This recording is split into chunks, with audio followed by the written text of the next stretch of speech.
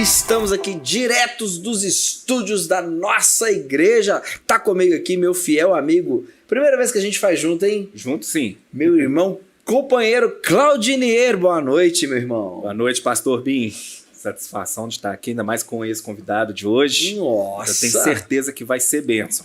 A gente tá assim, cara, que nível que estamos. Esse cast tá melhor a cada dia, hein? Se você vê o nosso convidado, você já tá lendo aí, né? Já tá lendo aí. Tá com a gente hoje o Tassos Licurg, que a gente vai trocar uma ideia que vai ser muito legal. E olha, você tem aí agora, nesse exato minuto, 30 segundinhos para você compartilhar esse link lá no grupo da família, no grupo do futebol, dos amigos, todos os grupos do seu WhatsApp. Rapidinho, vai lá, porque hoje o nosso assunto vai ser sensacional. Nós vamos conversar sobre ciência, sobre fé, sobre liderança com o pastor Tassos, e eu tenho certeza que você será muito edificado. Então, para a gente começar bacana e eu já chamar o nosso convidado, vou fazer o nosso jabá, o jabazinho aqui rapidinho. Nossa igreja é uma igreja muito abençoada. Estamos aqui sobre a bênção do pastor Jorge Linhares, nosso queridíssimo pastor presidente, da nossa líder direta, a pastora Daniela Linhares, que tem nos abençoado, tem nos proporcionado estar aqui, essa família tão abençoada nas nossas vidas. E a pastora Daniela escreveu recentemente esse livro, Gaditas, Guerreiros do Exército do Senhor. É um livro muito legal, com um conteúdo histórico muito, muito interessante, que com certeza vai ampliar a sua visão aí, as suas batalhas de oração, para os seus momentos de intimidade com o Senhor. Realmente você se torna um guerreiro muito melhor adquirindo o conhecimento que está neste livro. Este livro você consegue achar ele na nossa editora, a editora Getsemane. Olha lá, editoragetsemane.com.br, e lá tem vários outros títulos para você. Ela lançou agora, né, Claudinei, um livro muito bacana, 7 Chaves. Muito bom. Muito abençoado. Você leu, né? Eu li os dois, eu li o Gaditas e li o 7 Chaves, e 7 Chaves... Teve um episódio para trás que eu falei que na primeira chave ali já mexeu com a minha vida. É porque é um testemunho, gente. Um testemunho muito forte, muito legal. Então, adquira esses livros, pessoal, que vai ser muito abençoado na sua vida. E sem mais delongas, vamos para o nosso bate-papo aqui, porque eu já estou ansioso para chamar aqui para essa conversa. Gente, eu vou ler o currículo, que parece que tem 50 pessoas nesse currículo aqui. Pelo amor de Deus. Pastor, você me corrige aí se eu tiver. Mas olha só. Pastor Tassos é advogado, professor titular do Departamento de Arte da Federal do Rio Grande do Norte, PhD em Educação, presidente da Defesa da Fé, pesquisador visitante da Reasons to Believe, atuou em várias universidades fora, inclusive como professor visitante lá em Oklahoma, foi responsável pela gestão de relações internacionais e domésticas e entre outras instituições como a Unesco.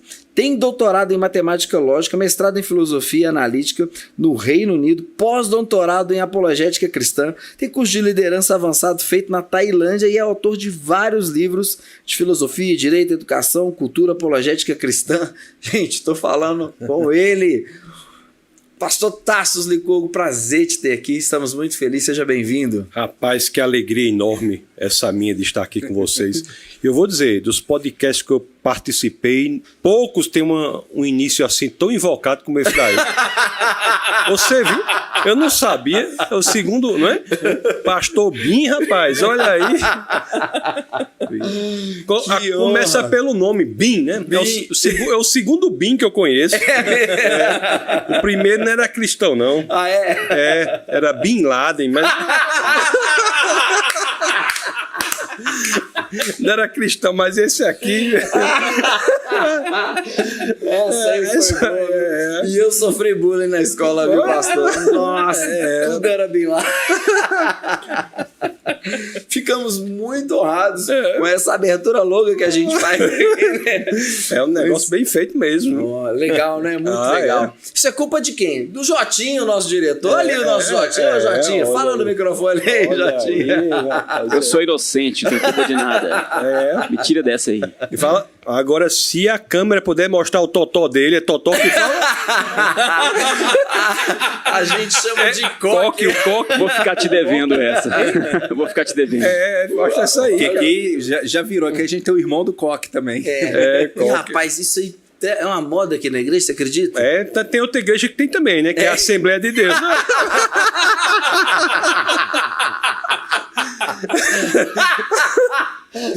Mas lá é as irmãs do e as irmãs lá oram, viu? O irmão Habib aqui ora também. Ih, está louco! Vem junto, as duas coisas vêm junto, é o coque e a oração. Não pode ter separado, não. Quanto maior o coque, maior é a unção. O negócio que a antena é maior, capta mais coisa, né?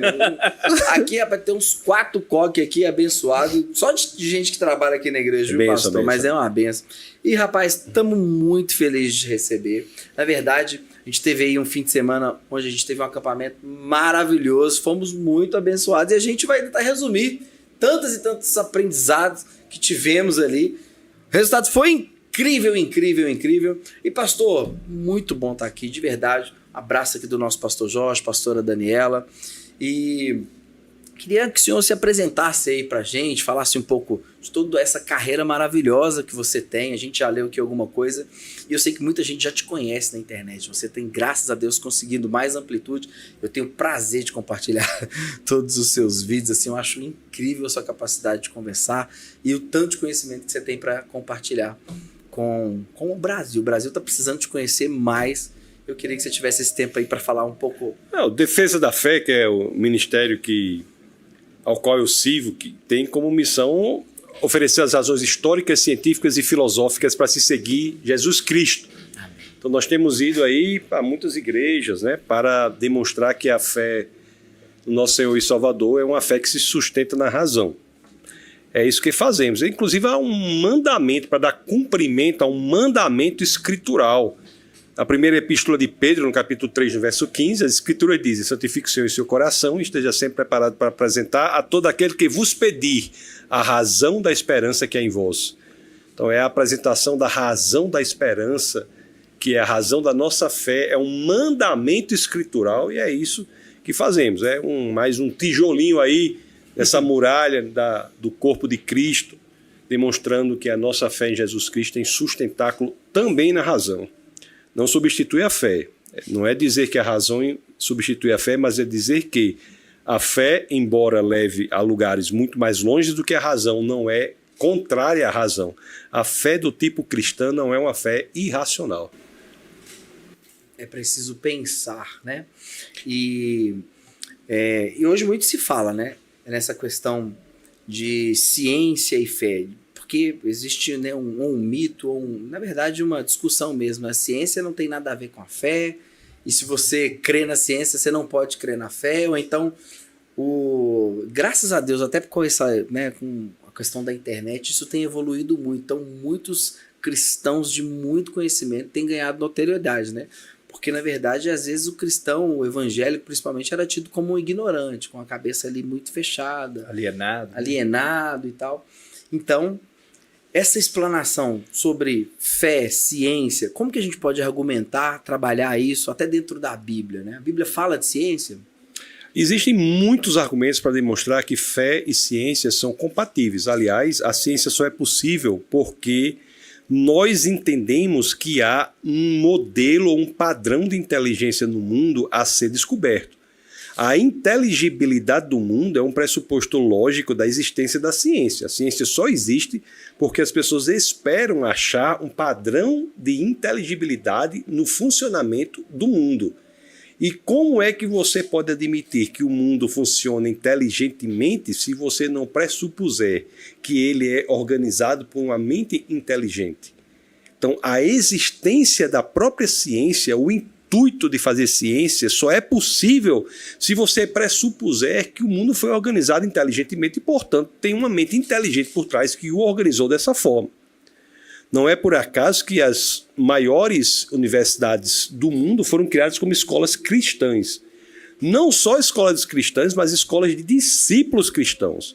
Então, Harvard, Princeton, Yale, Cambridge, Oxford, para citar alguns exemplos, foram criados como universidades, foram criadas como escolas cristãs. O lema original da Universidade de Harvard é verdade para Cristo e a Igreja. Não é por acaso que a ciência moderna só aparece em países de matriz cristã. Não há ciência moderna aparecendo de forma significativa senão em países de matriz cristã. Então, o cristianismo é o pano de fundo em que é possível o desenvolvimento da ciência. É mais do que compatível, mas é uma decorrência do cristianismo. Ciência genuína. O que há no Brasil, especificamente, é uma ação de movimentos anticristãos que tentam descristianizar o Ocidente e usam todas as suas forças para isso. E uma delas é exatamente propor a ideia de que quem é cristão não é inteligente. Quando a experiência prática diz o contrário. Eu não conheço um cristão burro. Se você analisar bem, não há. O cristianismo é por si só um sistema de educação. Aliás, as escolas bíblicas dominicais foram criadas para ensinar as pessoas a lerem. E vai ter que voltar, viu? A ensinar a gente a ler, porque a escola não está mais ensinando. Vai ter que voltar. E eu falo sério mesmo. Se quiser falar sobre esse assunto, as escolas hoje, nós inventamos a impressionante instituição da escola que não sabe ensinar ninguém a ler. É verdade. Então, o cristianismo é por si só um sistema de educação.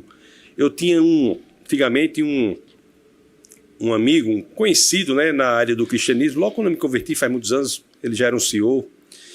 E o trabalho dele era vendedor de ovos. Na época era um trabalho simples. Hoje em dia o ovo está caro, deve ser um negócio Até mais lucrativo.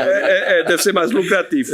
Mas o cara era vendedor de ovos e ele conversava assim, fazendo correlações entre os livros do Antigo Testamento com os do Novo Testamento, fazendo correlações de interpretação, né? Chaves hermenêuticas no Novo Testamento com base em interpretações que ele tinha do Antigo Testamento. Eram pensamentos sofisticados para alguém daquela profissão. Pouco tempo eu estive no interior da Paraíba.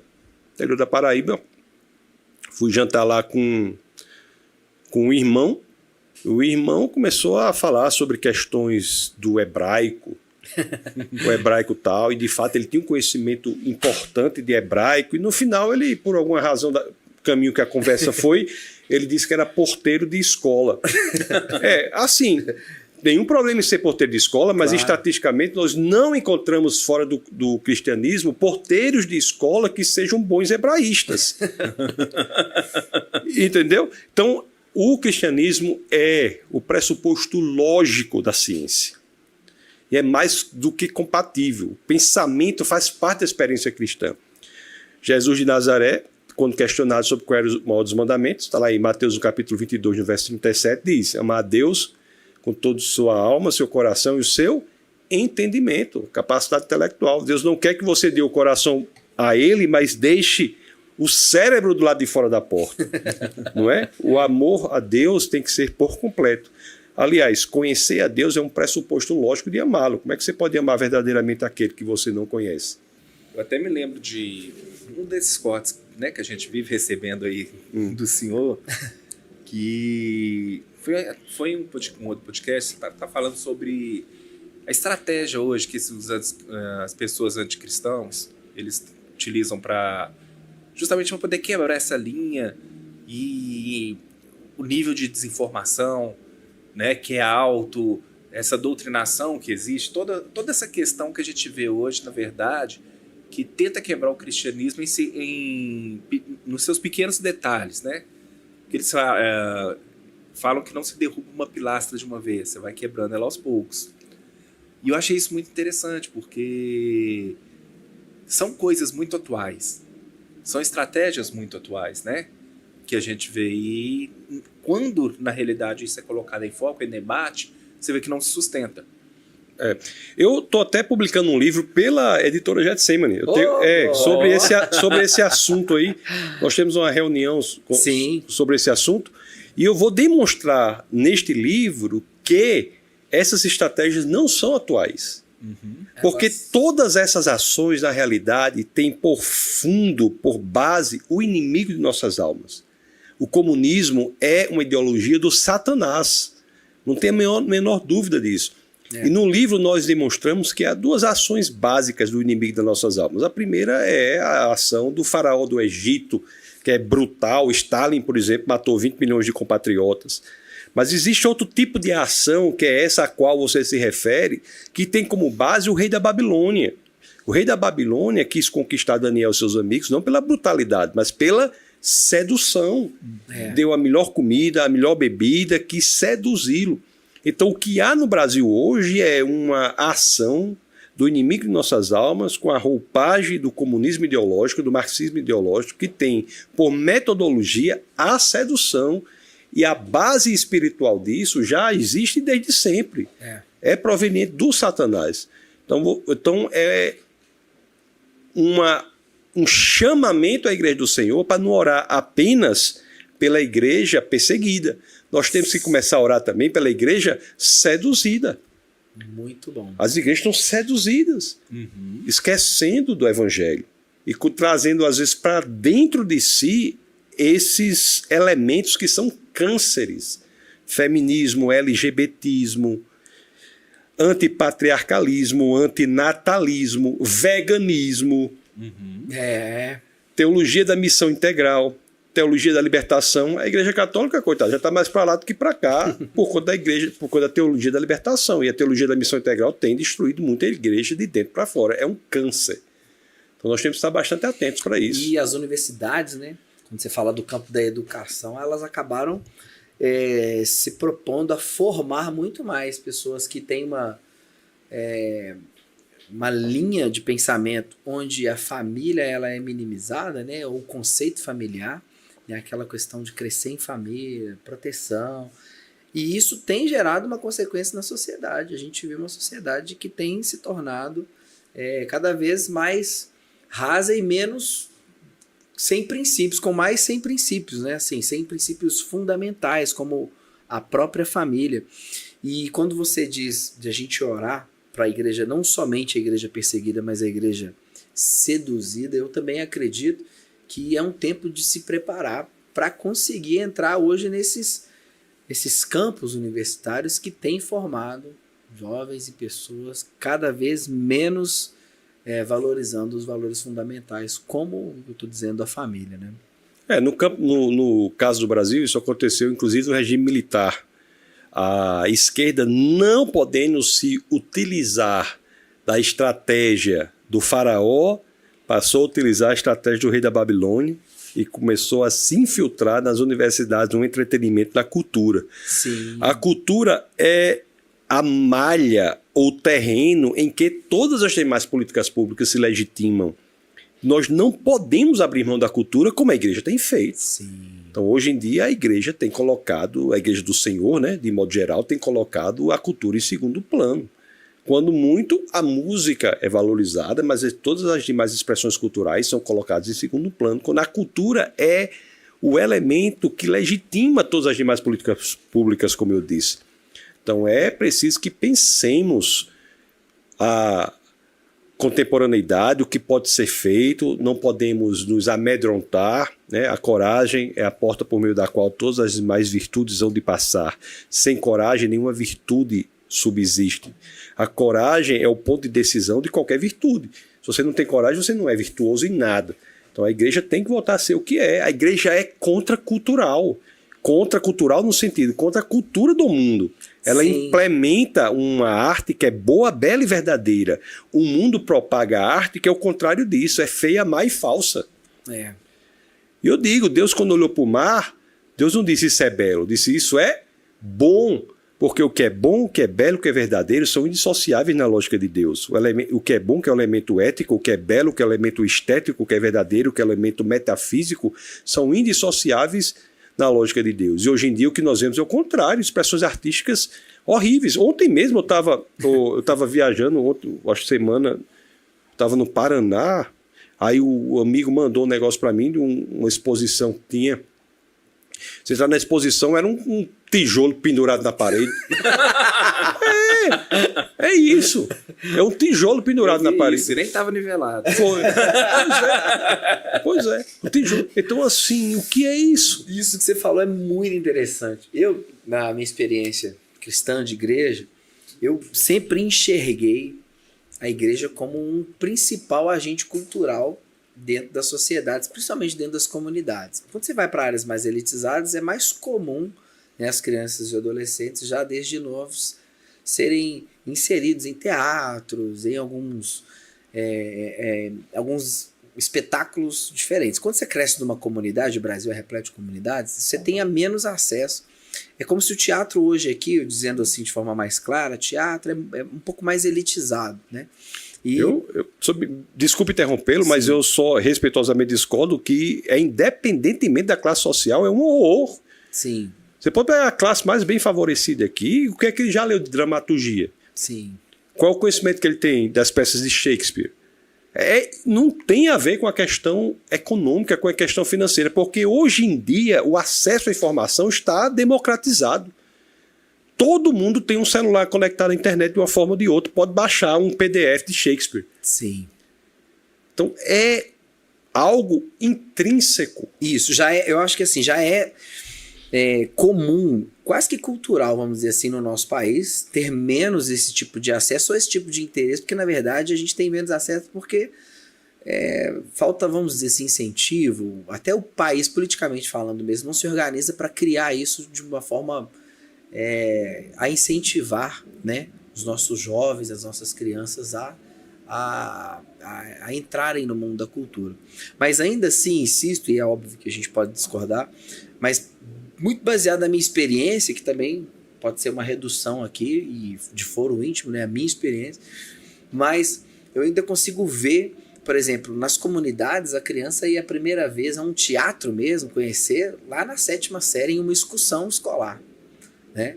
E para as crianças mais elitizadas já estavam ali, mesmo que ainda muito pobre a cultura, mas tinham mais acesso. Por exemplo, muitos, meu pai e minha mãe mesmo, a primeira vez que eles precisavam dentro de um teatro, e aí, gente de origem muito humilde, a primeira vez foi depois que eu já tinha mais de 30 anos. Foi a primeira vez que eles entraram em um teatro profissional e eles ficaram assim, embasbacados. Nossa, que luz que é essa e tal. E foi ver um espetáculo cujo qual eu fui dirigir, que eu fiz a direção. Mas eu sempre percebi que de forma artística a igreja tem ela é um agente cultural muito forte.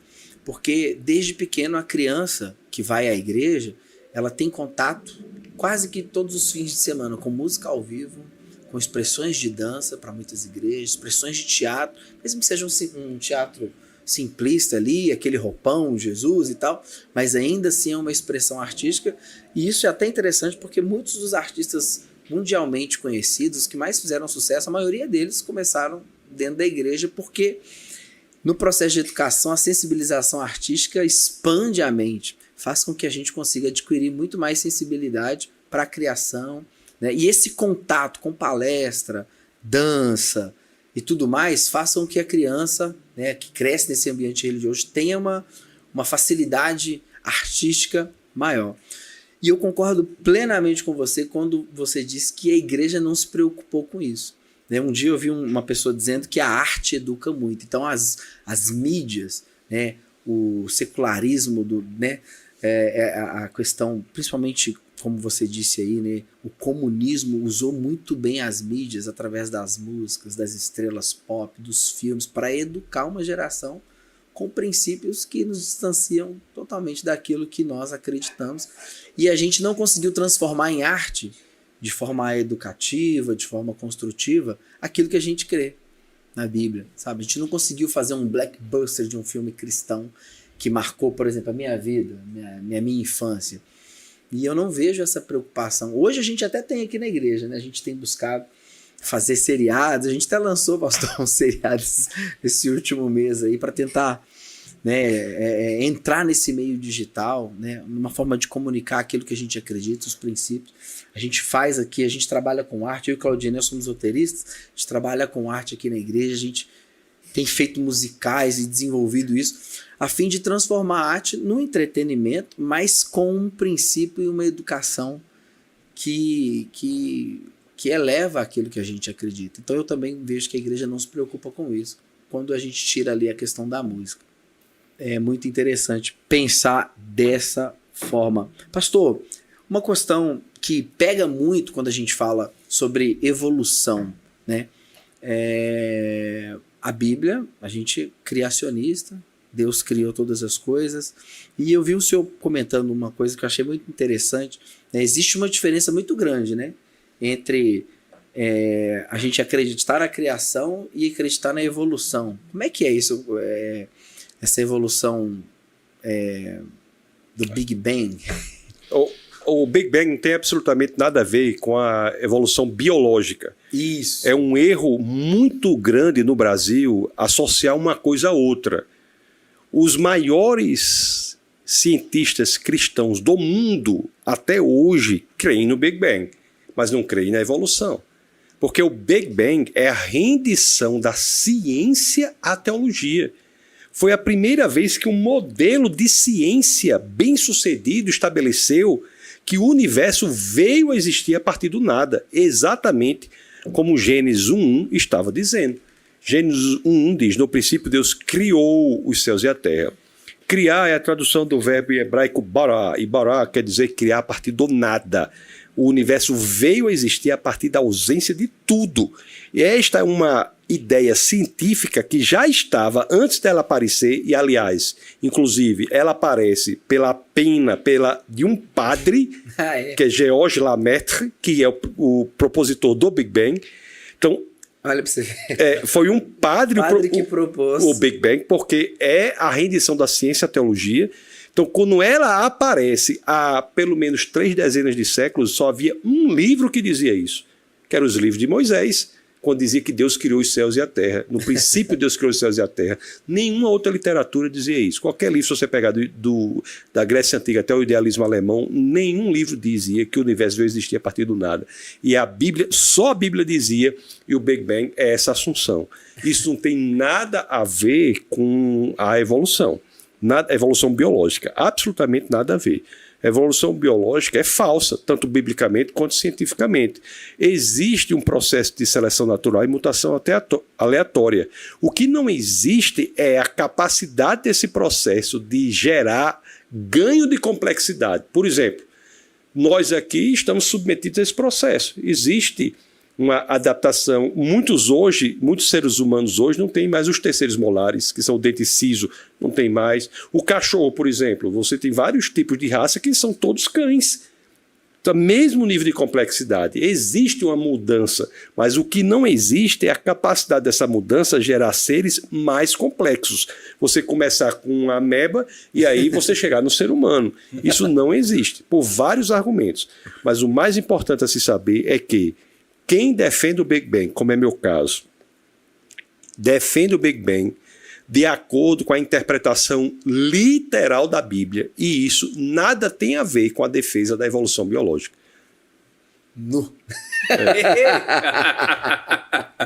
Isso aí é muito legal. Então é realmente defender o Big Bang, mas fazer uma separação sobre essa evolução. E isso discutir, como é que o senhor tem encontrado as pessoas, né, para discutir isso? Porque é uma separação que é muito racional quando você fala, mas não é tão fácil quando você ouve, lê. Eu acho que tem até uma coisa que entra nisso, para complementar a pergunta do pastor. O senhor falou do péssimo hábito, principalmente no Brasil, de se juntar uma informação a outra, né? E voltando um pouco, a gente falou sobre hoje a facilidade ao acesso da informação. Só que, em conta disso, a gente ficou preguiçoso, né? O senhor falava da gente não ler obras de Shakespeare, por exemplo, tal, porque hoje a pessoa, ela não quer ler, mas você lança uma série sobre uma obra, Shakespeare. Aí a pessoa vai lá e vê, vira sucesso na Netflix, tá todo mundo querendo ver. Então, assim, acho que a gente se tornou preguiçoso no sentido de a gente não produz a nossa cultura mais, né? A gente pega ela pronta de outra pessoa. E quando você pega a cultura pronta, a minha, a do Bim, né? a do Tassos, e coloca tudo ali, pode ter conflito. Mas o cara às vezes não tá nem aí. Ele só vai absorver informação sem saber a veracidade, né? Mas é um dado objetivo. O início do universo não tem nada a ver com o início da vida. Uhum. O início do universo é uma coisa. O início da vida é outra coisa. O início do universo pode ser antigo. O início da vida pode ser recente. Uhum. Então, as pessoas, erroneamente, por um erro intelectual, um erro de pensamento, associam o fato de você dizer que o Big Bang ocorreu quando você está defendendo que o homem e o macaco vieram do mesmo ancestral, quando uma coisa não tem nada a ver com a outra. A origem da vida é uma coisa, a origem do universo é outra coisa, totalmente diferente. É só a pessoa pensar e vai ver isso aí. Outra coisa, e isso de acordo com a interpretação literal das Escrituras, porque o termo dia, no primeiro, segundo, terceiro, quarto, quinto, sexto dias, o termo dia em hebraico é Yom. Yom tem 4 significados possíveis, literais. Um dos significados é dia de 24 horas. O outro significado é dia em oposição à noite. Aliás, a primeira aparição de Yom na Bíblia está em Gênesis 1:5. É claramente dia em oposição à noite. O outro significado é dia, como nos dias de fulano. E o quarto significado literal possível é um longo período de tempo. Então você pode defender que as eras de criação eram longos períodos de tempo e manter a interpretação literal das Escrituras, porque em hebraico é Yom. Tanto é assim que e o povo diz assim, não, mas esse Yom é 24 horas, porque diz assim, foi a tarde e amanhã foi o primeiro dia. Aí eles acham que esse tarde e manhã, que é uma tradução errada, e mesmo errada, eles acham que isso dá 24 horas. 24 horas. Como é que tarde e manhã dá 24 horas onde? Onde é que dá? Tarde e manhã dá 24 horas. Faltou a noite. Cadê? Isso, o pessoal lê tarde e manhã, acha que dá 24 horas.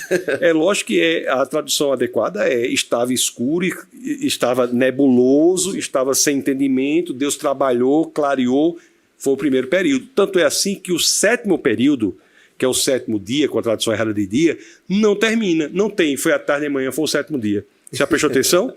Você lê o capítulo 1 todinho de Gênesis, você entra no 2º capítulo e não tem esse negócio de foi o 7º dia. Por quê? Porque nós vivemos no 7º período, que é o período do descanso do Senhor. A mente vai fazendo assim, Galdinei. Vai expandindo, né?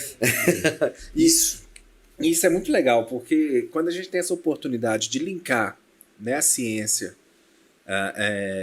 com a Bíblia e mostrando de fato como tudo isso aconteceu, a gente tem uma noção muito ampla, né, cara? E principalmente disso que a gente fala, dessa oposição, do pessoal querer fazer essa separação. Ah, mas se você crê nisso, você não pode, né? Você não pode crer nisso. Se você crê no Big Bang, você não pode crer, né? Essas linkadas e tal. E na realidade, a Bíblia é a maior fonte de conhecimento que a gente tem. O Big Bang é a rendição da ciência e teologia. O ateu detesta o Big Bang. Por quê?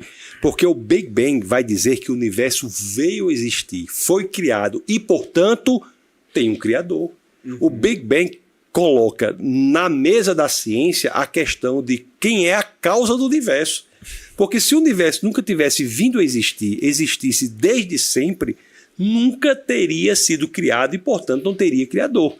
Quando a ciência diz que o universo veio existir, a questão quem é a causa, quem é o criador, passa a fazer parte do discurso científico. É por isso que cientistas como Penzias, Wilson, que são prêmios Nobel em física, dizem o sobrenatural faz parte do discurso científico hoje. Por quê? Porque a causa do universo não pode ser natural, já que as leis da natureza só passaram a existir depois da criação do universo. Então a causa do universo não pode ser uma causa natural, porque lei da natureza não havia. Tem que ser sobrenatural.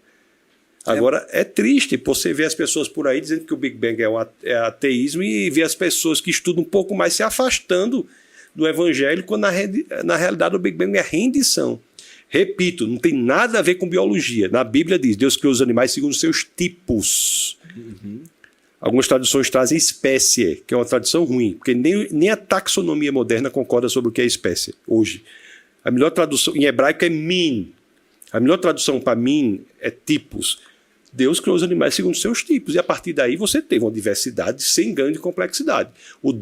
Na Arca de Noé, Deus mandou um Doberman, um Pinche, um Labrador. Mandou um casal de cães, a partir dos quais toda essa diversidade existe. Então isso é muito importante se dizer.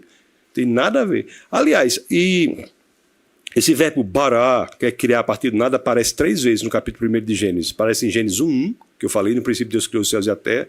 Aparece em Gênesis 1:21, que fala da criação dos animais almáticos, e aparece em Gênesis 1:27, que é a criação do homem.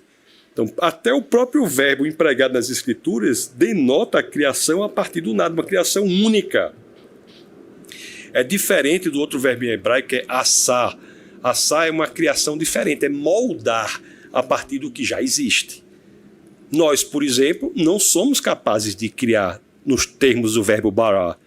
Ninguém é capaz de criar nos termos do verbo bará a não ser Deus. O verbo é uma palavra que denota uma ação.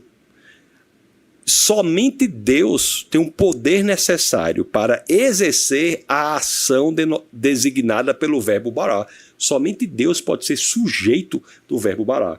Porque ninguém mais, ninguém tem o poder para criar a partir do nada, é só Deus. Então você imagine o Big Bang que traz, assim, é uma leitura científica do verbo bará, e nós estamos dizendo que essa leitura científica do verbo bará, se esse verbo é o bará, o sujeito desse verbo só pode ser Deus.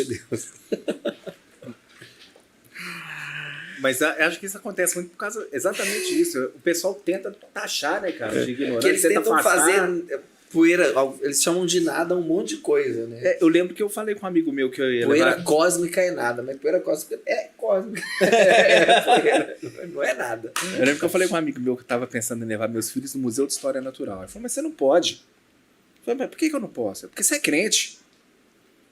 Eu falei, tá, mas e? Ele falou, não, mas lá você vai mostrar dinossauro, vai mostrar... Eu falei, mas não tem lá o fóssil? Ele falou, tem, então... Se tem o fóssil, teve o bicho, pô. A resposta para isso o apóstolo Paulo dá na carta aos Romanos, no capítulo 1, no verso 20. O apóstolo Paulo, na carta aos Romanos, no capítulo 1, no verso 20, fala do segundo livro que Deus escreveu. Porque o primeiro livro que Deus escreveu foram as Escrituras, 66 livros da Bíblia, né? 39 do Antigo Testamento, 27 novos, escritos por 40 autores, não é isso? 31 dos quais escreveu os 39 do Antigo e 9 dos quais escreveu os 27 do Novo. Essas são as Escrituras, deve ter alguma por aí, da Bíblia, né, que a gente lê, certo? Mas há um outro livro que Deus escreveu. Não foi só esse livro que ele se revelou. Ele se revelou por outro livro. E esse outro livro, o apóstolo Paulo faz menção a ele na carta aos Romanos 1:20, como eu falei. Esse outro livro é o quê? As coisas criadas. Então, pelas coisas criadas, nós temos acesso à divindade de Deus, ao seu eterno poder. Então, as coisas criadas são revelação de Deus, de acordo com a própria Bíblia. O debruçar-se sobre a Bíblia se chama teologia. O debruçar-se sobre as coisas criadas se chama ciência. Então, fazer ciência é uma forma de descobrir quem Deus é. Nós podemos explicar Deus. Isso é um outro erro nas igrejas também. Tem até uma música horrível, né? Ninguém explica Deus, ninguém explica Deus. Aquela música é uma coisa... não é bíblica. Esse corte aí vai render, hein? Essa música não é bíblica, é antibíblica, porque a gente explica Deus. Se não explicasse Deus, a pregação era o quê? Teologia era o quê? A gente explica Deus. Agora, é claro, a gente não explica Deus porque a nossa mente finita apreendeu a mente infinita de Deus. Não, não é por isso. A gente explica Deus porque Deus voluntariamente resolveu se revelar. É interessante que as pessoas utilizam Deuteronômio 29 como um obstáculo à explicação de Deus, porque Deuteronômio 29, a primeira parte diz assim: as coisas encobertas pertencem ao Senhor nosso Deus.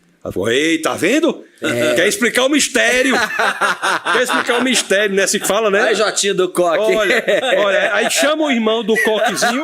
Vai, irmão, sapateia aí. Sapateia o mistério. Sim, só isso. Então, as coisas misteriosas, encobertas, pertencem ao Senhor nosso Deus. Isso aí realmente não tem como explicar. O que se explica não são essas coisas. Quais são as coisas que se explicam? As reveladas. A segunda parte do próprio verso diz isso.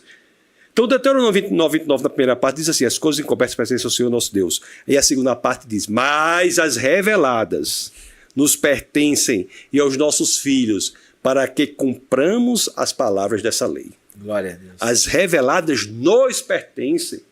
Então, é parte da nossa experiência cristã, talvez a mais importante, explicar Deus. É explicar Deus. Por meio de quê? Das coisas reveladas. E ele se revelou para quê? Para que nós, ao compreendermos, pudéssemos amá-lo mais ainda. Porque Deus é amor, não é? Lá na 1 de João, no capítulo 4, no verso 8, se repete 4 versos depois, na 1 de João 4,16, tem uma frase impressionante: Deus é amor. Se você for ler o Corão E toda vida que o Corão se referir a Deus, você sublinhar a qualidade, você vai, ao final da leitura do Corão, você vai ter sublinhado 99 vezes. Nenhuma delas é amor. Não é que o Deus do Corão não ame. Ele ama aqueles que o obedecem, castiga aqueles que o desobedecem.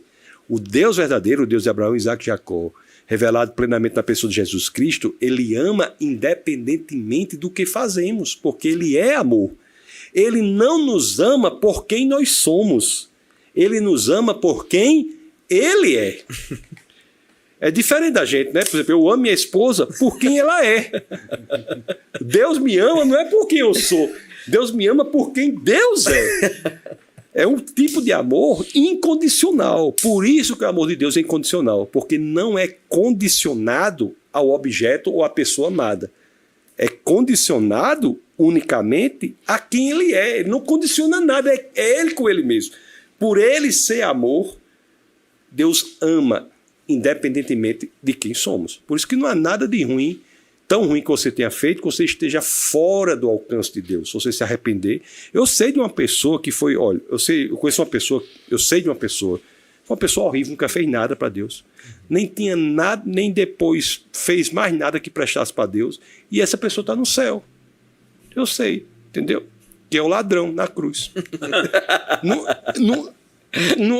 Não é o ladrão? Não é isso? Foi na última, né? No último voo. A última o que aquele ladrão tinha feito para Deus? Nada. Nada, é um caba ruim. Sem futuro. Preso. Né? Ele tinha feito nada. Ele poderia vir a fazer alguma coisa? Não. Poderia andar nas veredas da justiça? Não. Por quê? Seus pés estavam pregados na cruz.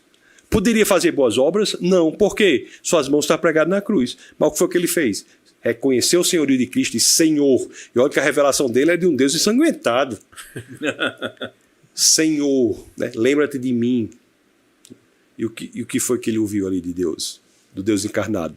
Hoje mesmo. Ainda hoje estarás comigo no paraíso. Aquele ladrão havia tomado café da manhã com Satanás e almoçar com o próprio Deus. Não era? Muito bom. Eu não dá vontade de falar nada. Fala mais. Eu tô igual aqueles alunos, naquelas aulas empolgadas, sabe? Que explanação, o verdadeiro Deus é o que diz, eu sou o que sou. Aí, ó, glória a Deus. É muito conhecimento, e essas coisas vão borbulhando dentro da mente da gente, pastor, e dá sede. Quando o senhor vai falando assim, dá sede da gente conhecer mais, da gente estudar, da gente conseguir fazer se entender por isso e começar a transbordar isso também, sabe? Dou glória a Deus pela sua vida, uma mente iluminada pelo Espírito Santo na nossa nação. E pastor, o senhor também fala muito de liderança, né? Qual é o maior desafio das lideranças hoje, quando a gente fala de lideranças de igreja ou lideranças cristãs, onde a gente vive num mundo político, né, com bancadas políticas, políticos evangélicos, líderes de grandes igrejas, dentro de um contexto geral, qual é o maior desafio que você enxerga? Na minha opinião, o maior desafio da liderança hoje decorre de uma sociedade doentia em que ninguém assume mais a responsabilidade por nada. As pessoas têm que ser responsáveis, os homens têm que ser homens, as mulheres têm que ser mulheres, as pessoas têm que assumirem os seus papéis, têm que ser responsáveis pelo que fazem. Hoje em dia há no Brasil uma prática de terceirização da responsabilidade. A responsabilidade de todo mundo, não é minha, não é do Estado, não é minha, não sei de quem, foi porque não sei quem fez não sei o quê. E você, rapaz? O que você pode fazer? Então o que falta é isso, pessoas que assumam as responsabilidades pelas coisas e levem adiante, que entendam que a vida é dura, que as coisas são difíceis. Isso vem desde a criança. Hoje a criança é criada como alguém que não tem o menor obstáculo. Pessoas fragilíssimas, me permita o superlativo. É uma coisa horrível. Você pega uma criançazinha bem pequenininha, a mãe fica, sai menino do sereno, sabe o que é sereno? Sai menino do sereno. Que conversa, cadê? Eu quando era criança, eu brincava com meus amigos, sabe? Pegavam um cano de antena, eles caçavam ficavam procurando piúba de cigarro, botavam um alfinete, amarrava e um ficava furando a perna do outro. Um ficava furando a perna do outro. Hoje em dia os meninos não querem ir pro sereno. Como é que vai ser? Então, começa daí. Começa você formando pessoas fortes. Os homens hoje estão o quê? Desmasculinizados. É um horror. Como é que pode liderar? Como é que nós podemos ter uma equipe de liderança assim? Você, antigamente, você pegava um jovem de 18, 19 anos, queria fazer o quê? Casar, arranjar um emprego, casar, ter família. Com 21 anos queria estar tudo certo, 22, quer tudo certo com a família, com 2, 3 filhos. Hoje é o quê? O caba faz 25, 26, 28, solteiro. E o objetivo dele qual é? Comprar um apartamento bem pequenininho e criar um gato castrado.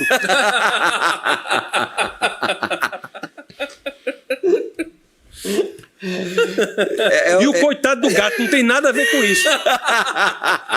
Criou-se até essa ideia. Você já viu um veterinário dizer assim, olha, isso aí, mas preste atenção, dizer, é bom pro seu cachorro que castre ele. Você vai pro veterinário e diz assim, olha, eu quero cortar as orelhas do meu cachorro para ficar em pé. Não, nós não fazemos isso. Quero cortar o rabo do cachorro, para ficar aquele rabozinho aqueles cachorros. Pinche lá, Não, porque pinche é um cachorro grande. Doberman. O Doberman, aquele outro para ficar. Aqui, hoje em dia, veterinário não quer mais cortar o rabo do cachorro, não quer cortar a orelha. Aí vocês, quando tá saindo de veterinário, você chega, tá bom, doutor, muito obrigado. Desculpa, eu pensei que o senhor ainda fazia essas operações de cortar a orelha e de cortar rabo. Não faz mais não? Tá bom, muito obrigado, fique com Deus, você vai embora. Quando você se vira, aí a pergunta que o veterinário faz, e o senhor não quer castrar não, seu cachorro? Diga, agora pronto. Agora pronto. 1 minuto atrás não queria cortar as orelhas e o rabo. Pastor Bin, se fosse para cortar suas orelhas, seus documentos, o que é que o senhor queria? O senhor ia dizer o quê? Leve logo as duas. Leve logo as duas. Tá assim. Por favor, pode ficar com as minhas orelhas. Eu não sei se é um bom momento para comentar que o cachorro do pastor B é castrado. Pois é. Mas hoje, você acredita que eu já conversei isso com a minha esposa? Eu falei assim, amor, esse negócio de cachorro, eu amo meu cachorro e tal, bom demais ter cachorro, bom. Só que, velho, os caras criam um mercado, velho. Você vai no pet shop hoje, mano, se você não vigiar, eles te tacam remédio contra estresse, psicologia pra cachorro. Põe aqui um livro pro seu cachorro ler, pra você... Aqui, ó, pendrive pra músicas. Que é isso, Frei? Que isso? Eu tô brincando com você, mas meu exemplo é pior, porque o meu é gato castrado. Eu falei, mas aqui, ó, meu amor, você é prova disso. Eu falei que não era pra castrar o Jack. Eu falei assim, o cara vai morrer sem aproveitar o melhor da vida. O nome do cachorro como é? Jack. É um horror.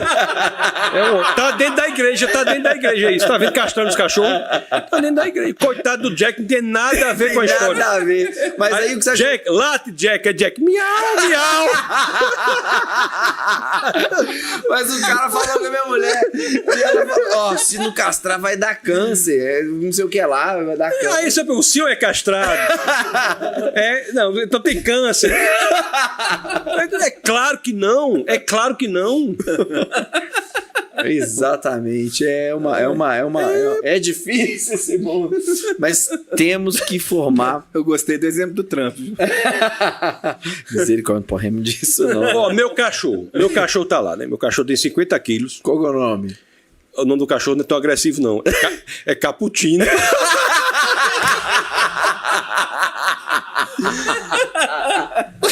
Traz o Cappuccino. Era pra ser o nome assim, né? É podia estar homenagear pra ficar pra Bin Laden, né? Era melhor. Um cachorro explosivo. Bin Laden, chama Bin Laden aí. Mas o cachorro não é castrado, tem 50 quilos, não sei o quê. Aí o cachorro meio assim, levou um veterinário, a gente pesquisou um veterinário bom. Rapaz, vou dar logo essa dica que o veterinário deu. Ele disse, dá o quê pro cachorro? Não, ele dá ração. A melhor ração que tem. Aí o veterinário disse, nota 1000, o veterinário disse, ração não. tem que soltar o lobo que tem dentro desse cachorro. Você vai dar, sabe o que pra ele agora? Pé de galinha, carne, tudo. E precisa cozinhar? Não. É ele que dê graças a Deus que não tá comendo nem as penas, que vai sem pena. Né? Porque se fosse a galinha era com pena com tudo, né? Nossa, Deus, me passa o telefone desse veterinário. Passa. Aí. Muito Eu bom. Vou ligar pra ele de WhatsApp. Muito... Fala pra minha esposa aqui, meu cachorro nem comer arroz, não cai no chão. Pois ele tá muito melhor. Comendo comida que preste, rapaz. Aquela ração. Imagina a gente comendo aquele negócio. Você não tá vendo?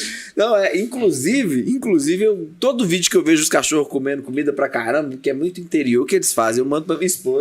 Ela fala assim, não, mas cachorro de interior é diferente. Eu falei assim, diferente. Não, eu vi Não pode comer assim, é tempero, né? Tem tempero que faz mal, mas você dá cru. Sem nada, compra as coisas da galinha lá e dá pro cachorro cru, ele come aqui tudo. Que é bom mesmo fazer isso. É isso. Eu vi um meme de um cachorro conversando com o outro, falando, não, cara, é só você fingir que tá doente, que tá sem apetite, que ia te dar um peito de frango. Mas isso mesmo, é uma geração fraca. Tem uma frase muito legal, um provérbio, que até o Habib colocou ali. Põe aí de novo aí, Habib. Ó, homens fortes criam tempos fáceis geram homens fracos. Homens fracos criam tempos difíceis e tempos difíceis geram homens fortes. Será que a gente está precisando passar um tempo difícil, pastor? Não seria bom que precisasse disso, né? Mas que estamos passando num momento em que há uma crise de masculinidade, inclusive nas igrejas. Isso aí é nítido. Igrejas. É nítido. Uma vez eu estava pregando até numa igreja enorme, e eu tive que dizer, olha, mocinha, você que está procurando um rapaz para orar, para casar, se esse rapaz usar maquiagem, ele não presta. Ele não presta para isso. Não é que seja uma pessoa ruim, não. Sim. Mas essa pessoa não presta para desempenhar o papel do casamento bíblico. Sim. Não presta. Porque no papel do casamento bíblico, o homem tem que ser capaz de morrer pela esposa. Um meninozinho que usa maquiagem não é capaz de fazer isso. Então, a crise de masculinidade. Uma crise muito grande. E não segura então, pessoas pressão, né? frágeis. As pessoas têm que entender que a vida é dura. A vida é dura. E o melhor que nós podemos fazer para ela é fazer que elas entendam isso. Mas o que se faz hoje é o quê? É criar uma mentira. Diz, você é maravilhoso quando o menino não faz nada. Hoje em dia a competição é uma medalha para cada um. Não tem mais primeiro lugar, segundo lugar. Participação. Que coisa doida é essa? É melhor ter ficado fazendo outra coisa. Porque você vai para uma competição, no final todo mundo ganha medalha, você acaba com a criança. E a escola está programada para isso. Olha, o que eu estou falando assim é muito sério. Existem hoje nas escolas a ideia de que a escola vai fazer a gestão socioemocional da criança, as disciplinas de gestão socioemocional, laboratório de inteligência de vida, projeto de vida, não sei o que de vida, essas disciplinas assim. Você vai ler o material, eles têm associação com a organização chamada MEMO. Depois você bota no Google MEMO. MEMO é homem ao contrário, para fazer com que a criancinha desde nova aprenda que a masculinidade é tóxica. Não existe masculinidade tóxica. Masculinidade sabe o que é? Proteção, provisão, segurança. Isso é masculinidade. Liderança. Isso é masculinidade. Masculinidade não é um homem bater na mulher. Isso é crime.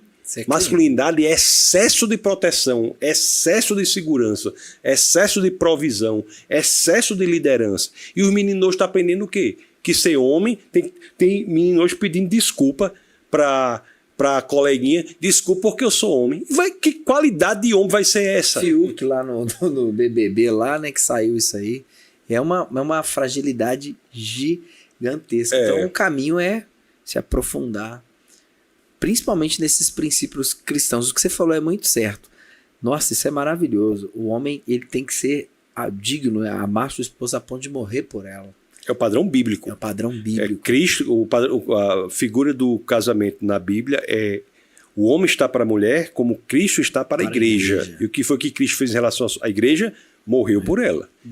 Então é isso, é bíblico. Não sou eu que estou inventando. É bíblico. O homem tem que ser capaz de morrer por sua família, morrer por sua esposa. Se um homem não é capaz de morrer por sua mulher, ele não está exercendo o papel bíblico do casamento. Sensacional. Ô, Jotinha, essa hora tá passando rápido demais, Jotinha. Pelo amor de Deus, a gente já tá chegando no fim do cast e a gente tem muita coisa para conversar. Meus irmãos, você está sentindo o nível aí dessa conversa? Então, quero te fazer um convite. Nosso Jotinha aí, nosso produtor, vai colocar na tela as páginas principais aí do Pastor Tasso, que você pode seguir, você pode acompanhar o ministério dele, né? Ele tem realmente viajado aí no Brasil, em vários lugares, também pelo mundo, participado de vários debates interessantíssimos. Tá aí, ó, Tassos Licurgo, né? @Tassos Licurgo é o Instagram. Tem algum site, alguma coisa, pastor, que o senhor quer deixar? Tassos.com.br. Tassos.com.br, você vai acessar aí, vai ter todo o material, muitos livros, né, pastor? Tá lançando um agora, quer falar um pouquinho desse lançamento próximo? Vai ser uma alegria esse livro aí. Esse livro fala dos arroubos comunistas na destruição do Ocidente, da descristianização do Ocidente. Então vai ser quente, hein? Vai ser um livro muito bom. Estamos também providenciando a edição de outras reedições dos outros livros, né? Estão quase todos esgotados. Muito bom. Estamos aí nessa missão aí. Para quem gostou, também estamos lançando também um curso, né?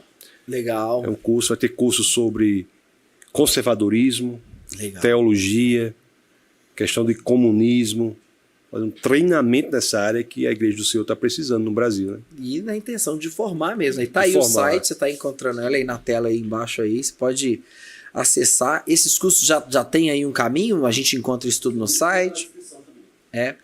Os links estão também aí na descrição, viu, pessoal? Você pode clicar direto, você vai direto para o site. Pastor, vai ter, a gente já pode escrever nesse curso, está chegando ainda? Está na lista de espera, né? E o curso começa próximo mês. Legal demais. Então, você viu aí um pouquinho só, poucos minutos aqui que a gente trocou uma ideia, você já viu o tanto que eu fiquei aqui embasbacado também, assim, doido para estudar, aprender mais com o pastor. Pastor, eu quero te agradecer demais pela oportunidade da gente ter te entrevistado, de ter conversado aqui com o senhor. Queria que o senhor fizesse suas considerações finais aí para o nosso TerçaCast. A alegria é minha, muito obrigado a vocês aqui, entrevistadores de alto nível, e a equipe também de alto nível também. E multiplicou-se, agora tem dois ali, né? Tem dois ali, né? Chegou, Taj, mas chegou. Chegou. O filho do Jotinha. Dizer que o pastor Jorge Linhares, a pessoa que está no meu coração, né? Conheço há muito tempo, a família abençoada, ele, a Daniela, o Tiago, são pessoas muito queridas, por quem eu tenho o maior apreço. Né? E, consequentemente, por essa igreja, já vim várias vezes aqui, são muito bem recebidos, pessoas queridas. Portanto, para mim, de fato, é uma alegria muito grande estar aqui. E que Deus abençoe poderosamente, que esse podcast exploda cada vez mais. Amém, sucesso total. Tem tudo para fazer. Porque os entrevistadores, o início eu nunca vi. Como é? Como é que vai? Olá! Olá! Eu nunca vi isso aí. Depois eu vou até pegar umas dicas aqui para aprender a fazer isso aí. Olha, rapaz, e o pastor Tasso é gigante. E é um cara humilde, né? Em todos os aspectos. Qual que é a sua altura, pastor? Eu tenho uns 2 metros aí. Eu tenho 2 metros, mas sabe por que lá no Nordeste, se a gente não for grande, as onças são grandes lá. Se os índios não for grandes lá, não aguenta. Agora vocês são. Porque o bicho maior que dá aqui em Minas Gerais é preá, né? Preá? Vocês são tudo pequenininhos.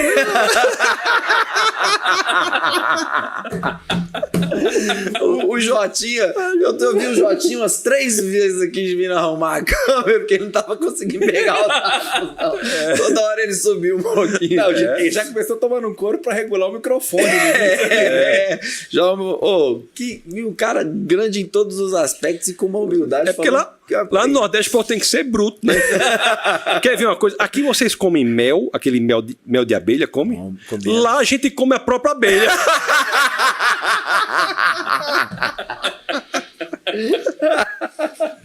Eu nunca comi uma abelha, não.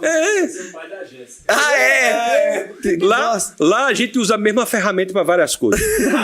Por exemplo, a peixeira. Serve para quê lá? Aqui quase não usa, né? Quase não usa. Mas lá serve para várias coisas. Serve para descascar a fruta. serve para cortar as unhas e serve para palitar os dentes. Você tá doido? O pai da Jéssica, a menina que tava aqui, esposa do pastor Marcos, ele é de lá. Ele só manda vídeo assim, os vídeos mais normais. O que eu peguei hoje? Um jacaré, pá, uma cobra, pá.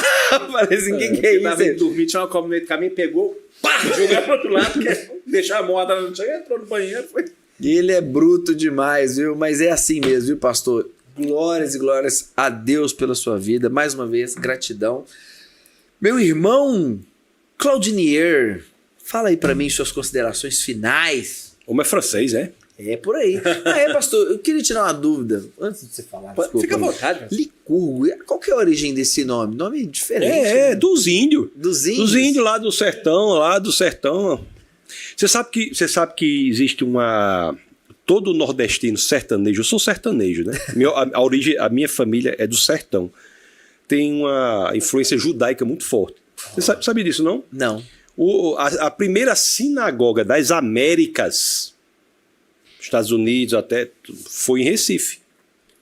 Primeira sinagoga das Américas. O chapéu de vaqueiro. Tá lembrado daquele chapéu de vaqueiro? Ele parece o quê? A quipá. Não tem uma estrela no chapéu? Sim. A estrela de 6 pontas de Davi. Rapaz, não faz sentido. Não tem aqueles negocinho de couro aqui. Aquilo é o quê? As trançazinhas do judeu. Rapaz. Então é inspirado, então. É como se fosse uma inspiração. Porque foram muitos judeus pro Nordeste brasileiro. Muitos. Então, assim, todos nós somos no Nordeste, todo nordestino sertanejo tem origem judaica. Muito. É por isso que eu gosto de Yellowstone. Já viu Yellowstone? Yellowstone. Depois que eu vi Yellowstone, foi gravado no uma Ceará. bota, viu, pastor? Um botão aqui. Eu falei, agora eu sou sertanejo. Mas, Claudinei, a origem do seu nome é francesa. Em Minas Gerais tem sertão também. Não se esqueça, né? Grande Sertão Veredas, escrito por João Guimarães Rosa, que nasceu em Cordisburgo, aqui, cidade de Minas Gerais. Então, que tem o restaurante do elefante. Então, Minas é um estado que tem tudo, né? Assim, um estado muito grande e tem o sertão. A cultura sertaneja em Minas Gerais é presente também. O Claudinier, eu acho que ele é parente de Dom Pedro. Fala seu sobrenome completo aí. Nossa, agora vamos. Claudinier Rossetti Vilas Novas Tavares Magalhães. Olha aí. Não podia ser dar pouca coisa, não. Por isso que o homem é chique desse jeito. Eu sabia. Quando eu vi, eu sabia que tem alguma coisa por trás. Tem uma coisa de dom aí, né? Tem. E tem mesmo. Você parece que esse cara é português. Tem. Vamos lá, meu querido irmão Claudinier, primo de Dom Pedro, suas considerações finais. Tetraneto, na verdade. Tetraneto de Dom Pedro. Cara, nem o que falar. Então tá bom. Que a gente então, pessoal... O Marcos já fez essa piada antes. Mas... Pô, Marcos. Primeiramente, agradecer ao pastor. A gente teve uma aula aqui hoje. Assim, esse é daqueles casts que a gente vai pra casa assim, até reflexivo, cara. Sim. De tanta informação bacana, de tanta troca de informação. E é importante a gente ter sempre esse ponto de vista de pessoas que agregam, que trazem, né? Que aproximam mesmo, né? A fé dos fatos, que é o que tanto fazem hoje para separar. Então, assim, te agradeço demais.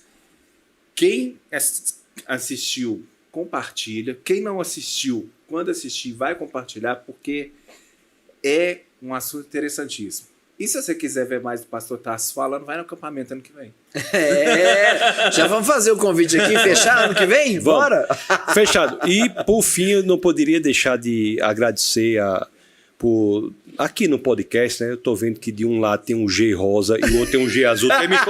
Tem me colocado do lado do azul e vocês ficaram aí do lado desse G rosa aí. Não. Aqui, ó. Sim. Menino é menino.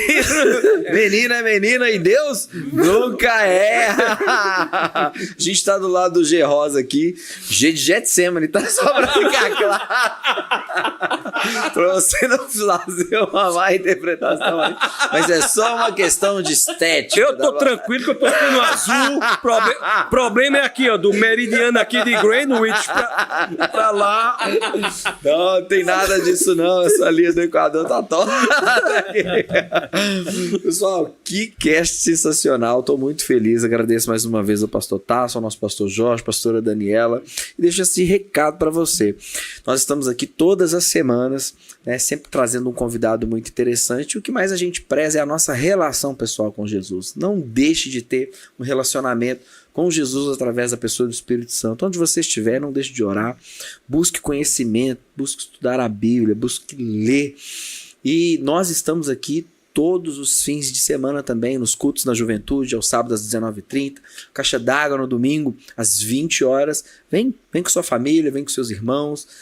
Pode vir que nós vamos te receber aqui de braços abertos. E nós desejamos para você uma ótima semana. Que Deus te abençoe muito. E nunca se esqueça, ó, Jesus ama muito a sua vida. Tá bom? Grande abraço e até semana que vem com o nosso TerçaCast. Tchau, galera! Pastor, valeu!